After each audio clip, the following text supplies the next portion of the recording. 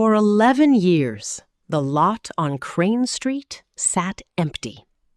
It was not dramatic emptiness, not ruins or beauty or wildness, just a rectangle of broken glass and old mattresses and weeds that didn't even try very hard. The city had plans for it once, then different plans, then a committee, then the committee met twice and stopped meeting. Agnes walked past it every morning on her way to the bus stop. For 11 years, she walked past it the same way you learn to not see something that hurts to see. Then, one April morning, she stopped, looked at it for a long time, and went home to get her shovel. Agnes was 53 years old. She had been widowed 8 months earlier.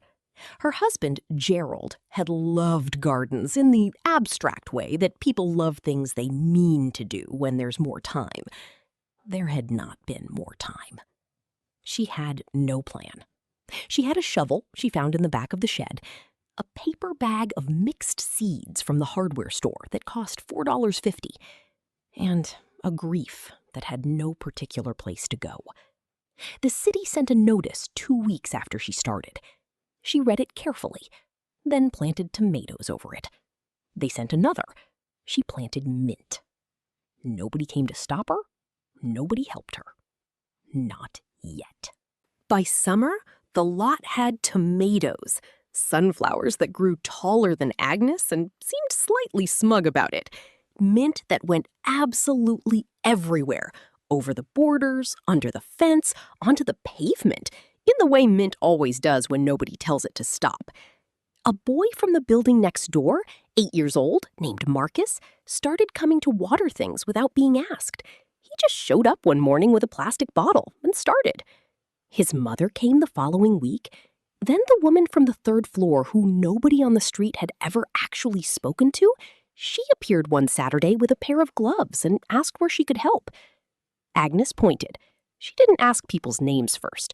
She didn't make rules. She didn't hold a meeting or create a rota or put up a sign. She just let people do what people do when someone shows them that a place is worth caring about. 2 years after Agnes first dug into that ground, the street had changed. Not dramatically, not in a way that would make the news, but in the way that streets change when people start to care, a little at a time, from the corners outward. A man 3 doors down painted his fence, not because anyone told him to. He just looked at it one day and thought, it should look better than that. The woman on the 2nd floor fixed the broken step she had been meaning to fix for 4 years. Someone put window boxes on the 3rd floor, red geraniums. Nobody organized any of this. Nobody made a plan. One garden had made the street remember that it was worth caring for. And once a street remembers that, it is very hard to make it forget again. The garden is 12 years old now. Agnes is 65. 12 families tended. Children from the building who were not yet born when Agnes put in the first seed now know where food comes from. Not from a shelf, but from soil and patience and the decision to try. Her husband never saw it bloom. That is the bittersweet part. The part she carries every spring when the first green breaks through the soil and she thinks, Gerald would have loved this. But she plants anyway.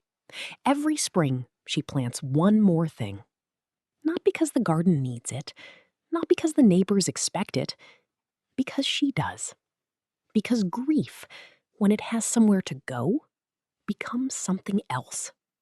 Not happiness, exactly, but something that grows, something that feeds people, something that changes the color of a whole street. Here is what Agnes knows. You do not need permission to make something beautiful out of something broken. You only need a shovel and somewhere to put what you're carrying.